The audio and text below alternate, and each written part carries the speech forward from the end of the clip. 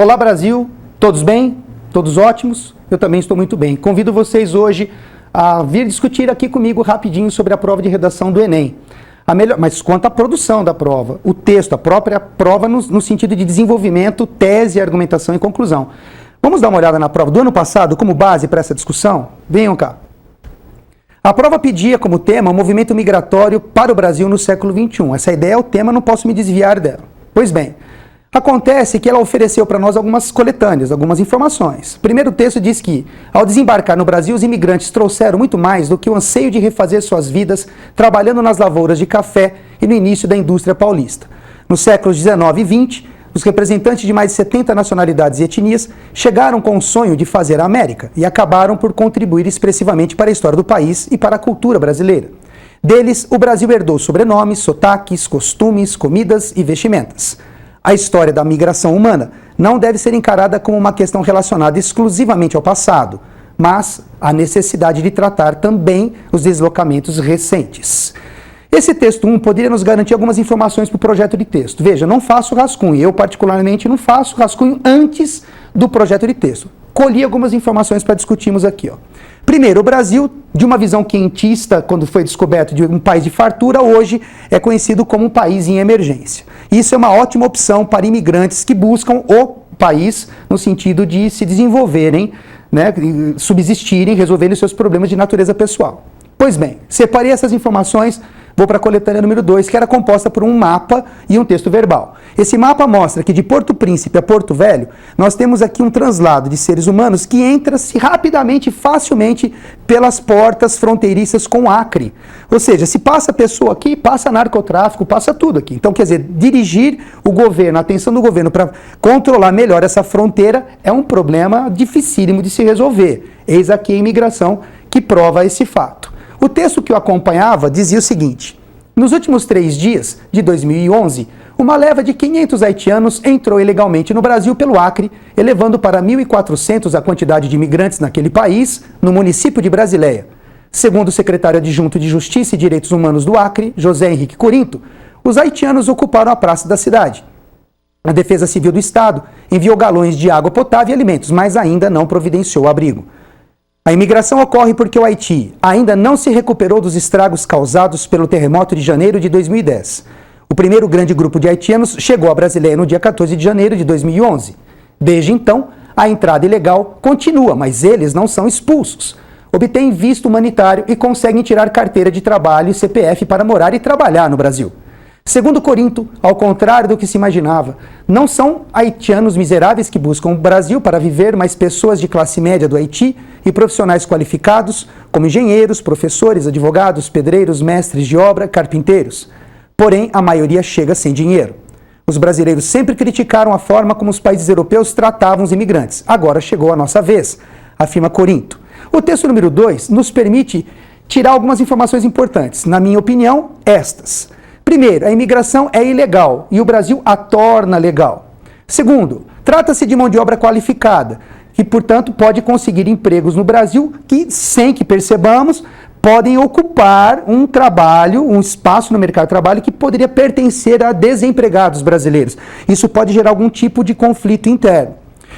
Terceiro, o Brasil é o momento de mostrar a sua famosa hospitalidade. Nós somos conhecidos como povo hospitaleiro. Essa é uma chance de provar que somos de fato assim.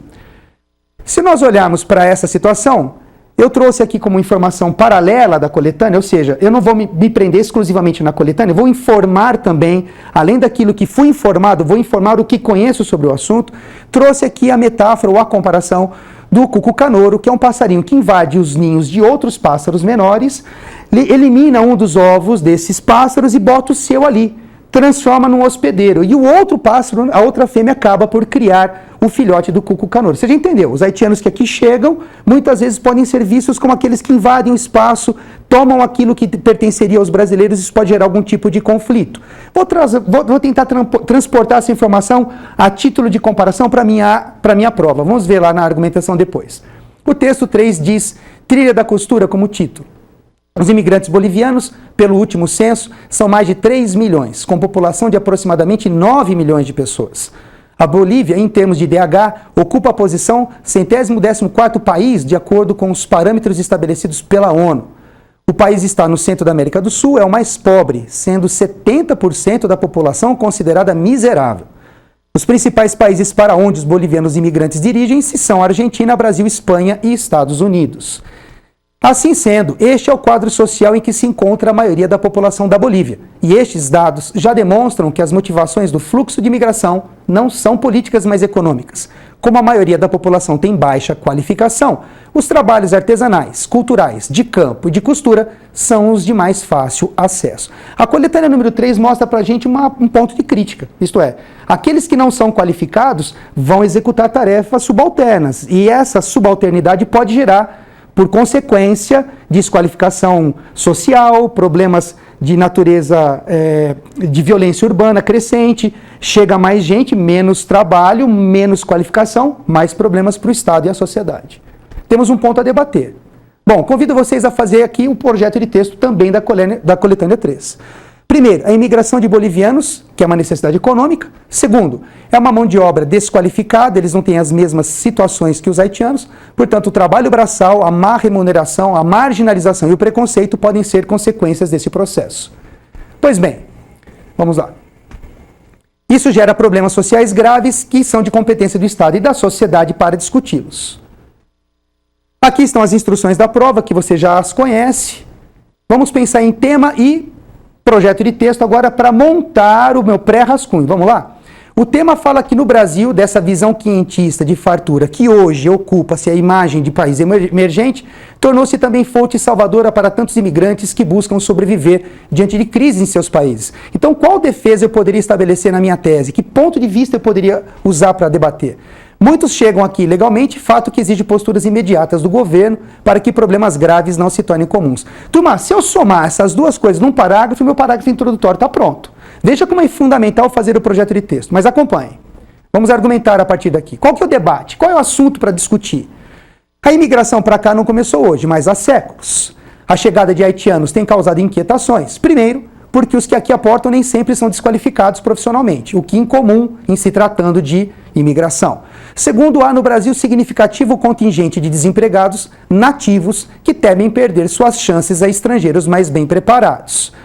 Vou usar aqui como argumento por comparação, o exemplo do Cuco Canoro, que eu já lhes mostrei. Acompanhem o raciocínio agora.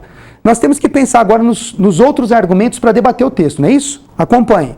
Nos dois últimos séculos, século XIX e XX, como falava a coletânea, trouxe-nos etnias variadas, uma contribuição socioeconômica cultural inquestionável. Agora, essa mesma imigração causa constrangimentos e revela o quão é difícil para o governo proteger nossas fronteiras e garantir emprego aos brasileiros.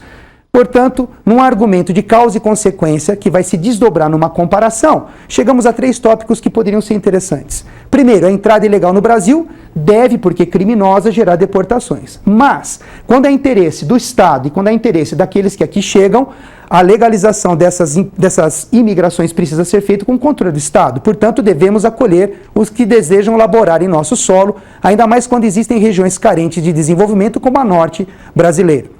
Alguns não possuem qualificação, tarefas braçais mal remuneradas, que resultam às vezes em marginalidade e preconceito, elementos geradores de problemas sociais graves, como acontece com os bolivianos, é um ponto a ser discutido, um ponto a ser debatido, para não dizer que todas as imigrações são lícitas. Qual é a conclusão que eu posso chegar?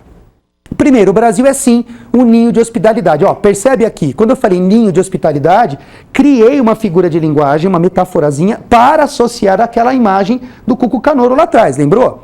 E agora o Brasil também pode e deve ser modelo de ação a outras nações. Modelo de quê? Vamos ver quais seriam as intervenções sociais? Primeiro, intervir com forças-tarefa a fim de ajudar no soerguimento de países carentes é essencial, evitando-lhes o êxodo. Como também é essencial o acolher dos casos legais de imigração. Já fizemos isso antes e o resultado foi grandioso. Para isso, o Itamaraty precisa agir certo de que fará respeitar sua lei maior. ao mesmo tempo em que promoverá desenvolvimento socioeconômico e protegerá suas fronteiras contra ações ilegais de qualquer natureza. Falo aqui, assim, meio que de soslaio, meio que tangencialmente, de outros problemas que perpassam a situação das fronteiras brasileiras, mas não vamos entrar nisso, senão a gente foge do tema. A concentração é na imigração. Veja o texto que eu montei para vocês aqui, para nós estudarmos. É só uma referência, não é nem gabarito, nem nada disso, é só um ponto de partida. Dei como título a seguinte ideia: ninho desprotegido ou protegido? Aquela visão quentista de que o Brasil era uma fonte inesgotável de recursos mudou neste século para o de economia emergente.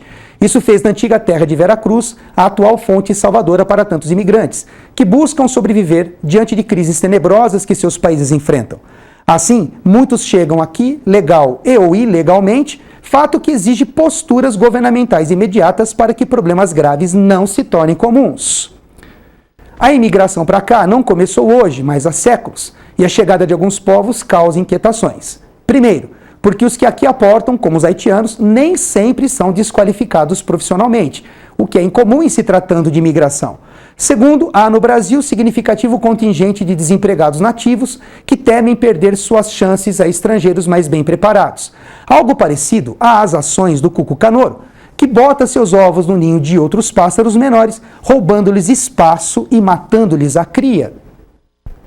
Se os últimos soubessem do risco dos seus filhotes correm, protegeriam seus ninhos. Assim, se nos 2 últimos séculos a imigração trouxe-nos etnias variadas, o que contribuiu para o nosso crescimento socioeconômico e cultural, agora ela causa constrangimentos e revela o quão difícil é para o governo proteger nossas fronteiras territoriais e garantir emprego aos brasileiros. É certo que a entrada ilegal no Brasil deve gerar deportações, afinal a Constituição há de ser preservada. Mas, também, devemos acolher os que desejam laborar em nosso solo, ainda mais quando existem regiões carentes de desenvolvimento e de mão de obra especializada, a saber, o norte do país. Contudo, lembremos-nos que outros povos vizinhos, como os bolivianos, que não têm a mesma sorte por aqui. Muitos não possuem qualificação e executam tarefas braçais mal remuneradas que os levam à marginalidade e a sofrer preconceito, elementos geradores de problemas sociais graves. O Brasil é, sim, um ninho de hospitalidade, que pode e deve ser modelo de ação a outras nações. Intervir com forças-tarefas a fim de ajudar no soerguimento de países carentes é essencial, evitando-lhes o êxodo, como também é o acolher dos casos legais de imigração. Já agimos assim e o resultado foi grandioso. Para isso, o Itamaraty precisa agir certo de que fará respeitar sua lei maior, ao mesmo tempo em que promoverá desenvolvimento socioeconômico e protegerá suas fronteiras contra ações ilegais de qualquer natureza. Como você viu, eu peguei informações que foram oferecidas pela coletânea. Pois bem, as pincei, separei, recolhi e as decantei num canto. Mas eu me propus também a trazer informações que sejam de foro pessoal. Eu vou fazer com que a minha voz apareça no texto. Isso começa não só pelo conteúdo do texto, mas também pela forma com que o texto foi tratado. Você reparou naquele título? Aquela brincadeira entre parênteses com o começo de proteger para proteger e a pergunta que foi lançada, eu procurei não respondê-la no texto, mas eu disse que se o Estado não propor ações reais, vai ficar muito difícil proteger o ninho Brasil.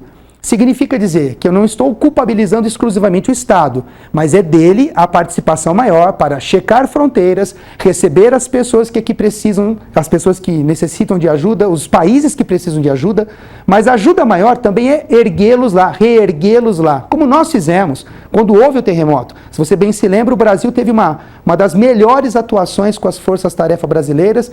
Isso foi elogiado pela ONU, você se lembra bem disso. Tem casos de salvamento que foram emocionantes. Pois bem, se nós fizermos isso uma vez, podemos perfeitamente fazer outra vez. E o que é melhor, não só podemos fazer, como podemos ser referência para outros países. Países também emergentes, que poderiam perfeitamente acolher essa mão de obra para ajudá-los mutuamente no seu erguimento, ora de ora das situações socioeconômicas dentro desses países que os acolhem. Bem, é isso. Espero tê-los ajudado. Nós vamos nos ver mais vezes. Desejo a você toda sorte e se prepare. Quanto mais você ler, quanto mais você escrever, mais afinado, mais afiado ficará para a prova, que você vai fazer com facilidade. Um grande abraço.